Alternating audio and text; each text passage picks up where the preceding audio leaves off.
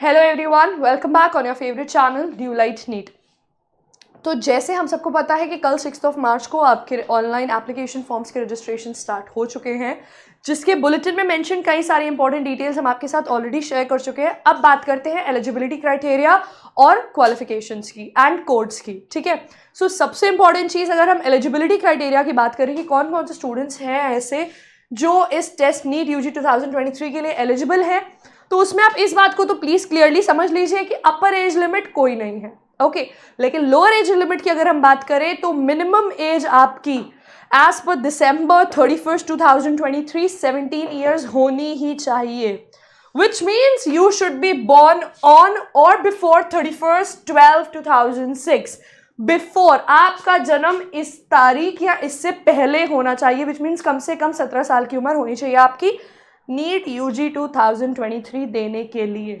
ठीक है, अब अगर हम बात करते हैं कि कितना परसेंटाइल, कितना मिनिमम आपके स्कोर के बेसिस पे एलिजिबिलिटी क्राइटेरिया क्या है, so let's have a look on to it and that is, let me tell you, unreserved general EWS के लिए फिजिक्स, केमिस्ट्री, बायोटेक्नोलॉजी में मिनिमम एवरेज परसेंटाइल आपका 50% आना ही चाहिए।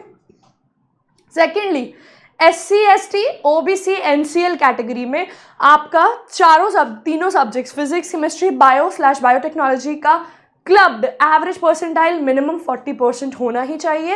एंड PWBD कैटेगरी में आपका मिनिमम एवरेज परसेंटाइल 40% होना ही चाहिए फिजिक्स, केमिस्ट्री, बायोटेक्नोलॉजी का क्लब्ड। ओके, प्लीज इसका ध्यान रखिएगा। और along side physics, chemistry, biotechnology तीनों में आपका पास होना इंपॉर्टेंट है।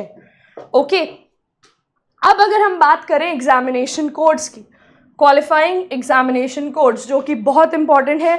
काफ़ी स्टूडेंट्स पूछते हैं कि मेरा कोड क्या रहेगा, तो हम आपको बता दें there are 7 codes.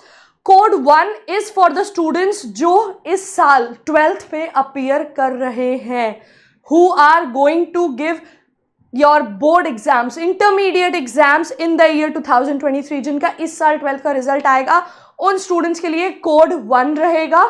Okay, and please make sure कि आपका यू हैव पास्ड इट। अगर आप physics, chemistry, bio and English में पास नहीं होते हैं, if by any chance your result says that you have not qualified 12th this year, तो आपका जो भी एप्लीकेशन प्रोसेस होगा, जो एप्लीकेशन रजिस्ट्रेशन होगा, वो डिस्क्वालीफाई कर दिया जाएगा। So please be very peculiar. Okay, अब बात करें कोड 2 की। कोड 2 is for the dropper students. अगर मैं इसको समराइज करके बताऊं, you can read this clearly, but if I summarize it, it is for the dropper students of only CBSE and ICSE ISC affiliated boards, okay, and including open schools, जो आपके private schools होते हैं, अगर आप उसमें भी उसके भी ड्रॉपर हैं तो आपका कोड 2 रहेगा। और कई ऐसे स्टूडेंट्स होते हैं जो बाद में एडिशनल सब्जेक्ट में बायो ले लेते हैं, उनका भी कोड 2 ही रहेगा। ओके, अब बात करते हैं कोड 3 की। So code 3 is for the students who are droppers of any state board. It can be UP, it can be Maharashtra, it can be MP, any state board के अगर आप ड्रॉपर हैं तो आपका कोड 3 रहेगा। ओके, अब बात करते हैं कोड 4 की। तो अगर आप प्री प्रोफेशनल या प्री मेडिकल एग्जामिनेशंस में प्रैक्टिस कर रहे हैं, जैसे आपका BHMS एक्सेट्रा है, तो आपका कोड 4 रहेगा। Okay, moving ahead, talking of code 5।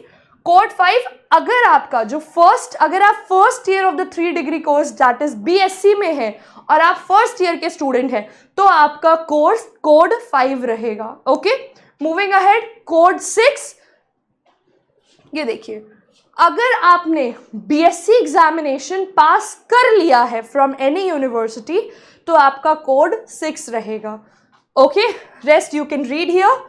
Okay, and of course you have to pass it qualifying the examination with physics, chemistry, biology and English also. Then आपका, अब हम बात करते हैं कोड 7 की। तो ऊपर हमने आपको जितने भी क्राइटेरियाज लिस्ट किए हैं, इसके अलावा अगर आप कोई भी कोर्स कर रहे हैं लेकिन उसमें आपके पास फिजिक्स, केमिस्ट्री, बायो और बायोटेक्नोलॉजी में से बायोटेक्नोलॉजी ही सब्जेक्ट्स हैं, तो आप अपना कोड 7 मेंशन करेंगे। ओके, इफ इसके अलावा आपकी कोई भी क्वेश्चन या क्वेरीज हैं feel free to comment down in the comment section. That's all. Please बहुत केयरफुली समझ कर अपने कोड्स मेंशन करिएगा. Okay, thank you so much students. Have a great day. Bye.